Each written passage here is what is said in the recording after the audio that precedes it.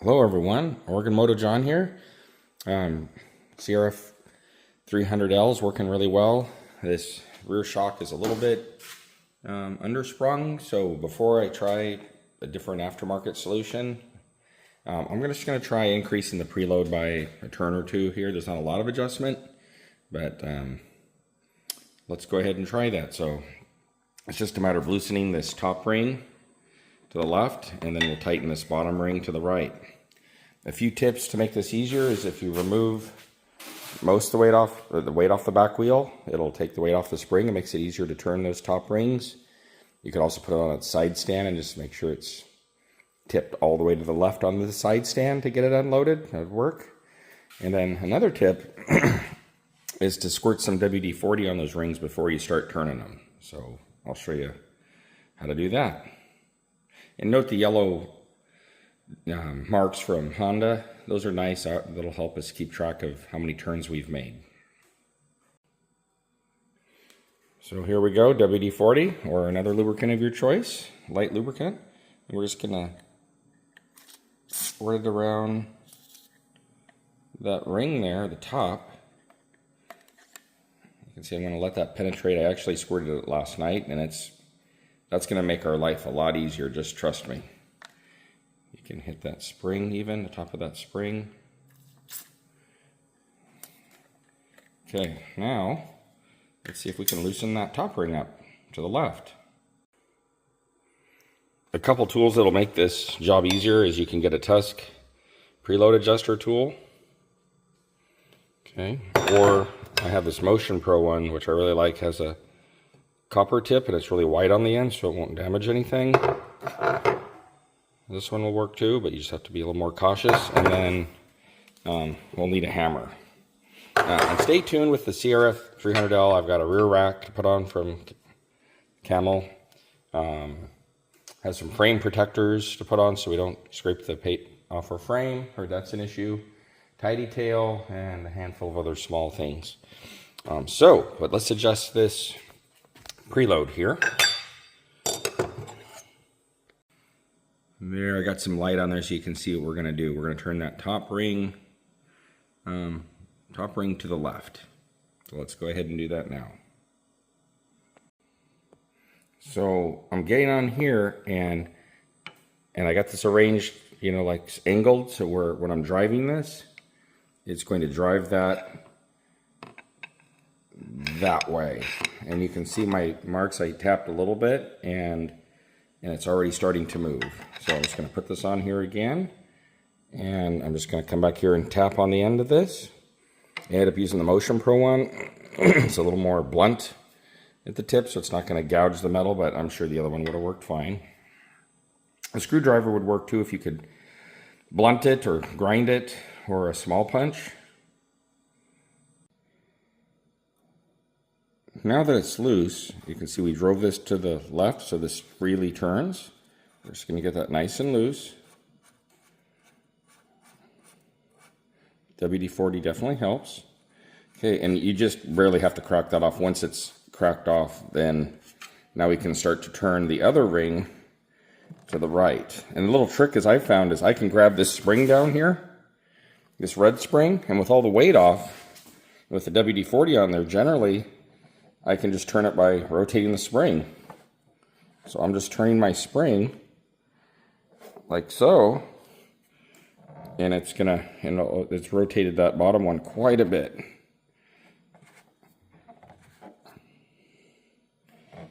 Now, if this didn't work, what would I do? Well, I would put my little, there, I got one turn. This isn't going to change the seat height appreciably, so that's why I'm not measuring it.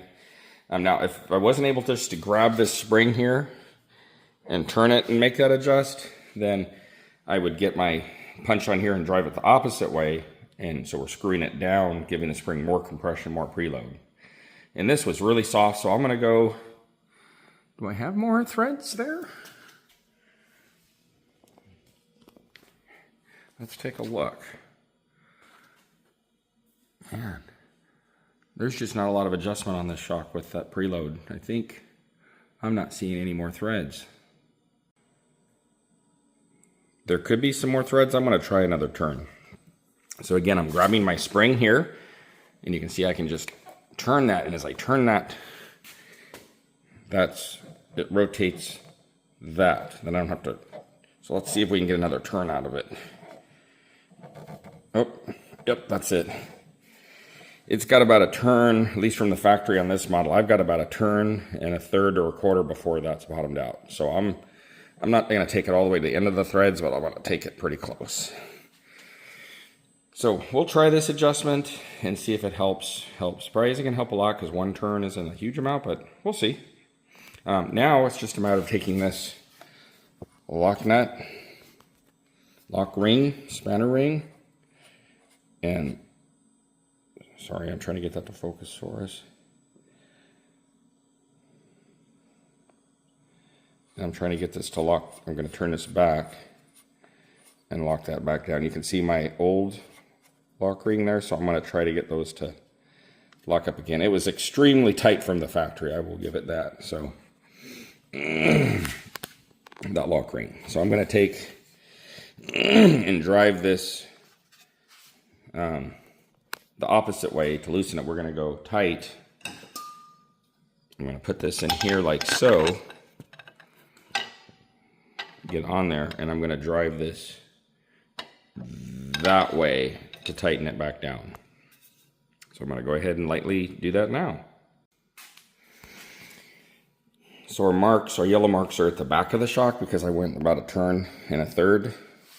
And so yellow marks are pretty much lined up back here. And this top ring is tightened down on top of the lock ring is tightened down on this one that's against the spring, the adjuster ring that's against the spring. So we're gonna go with that, and I'll go out and ride it, see if it makes a big difference. I don't think it's gonna make a big difference, one turn, or turn and a third.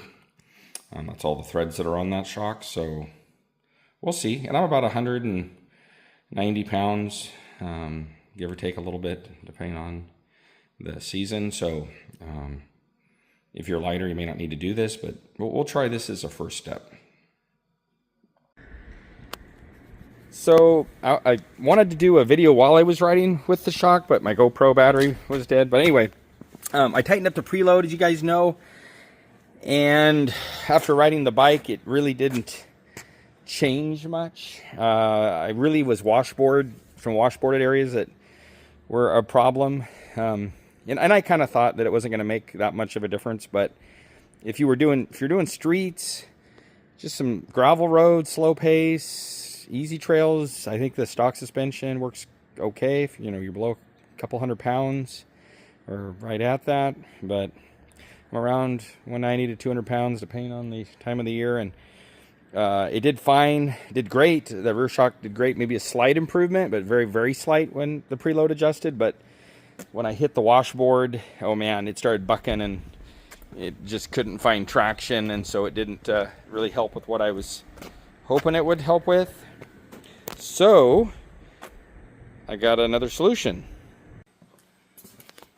So here it is. I've got a spring that's just going to go in the front. This is kind of the lower grade spring, and then I have the YSS suspension spring, and so we'll put that one in. But before I even do the front, I'm going to put this rear shock in.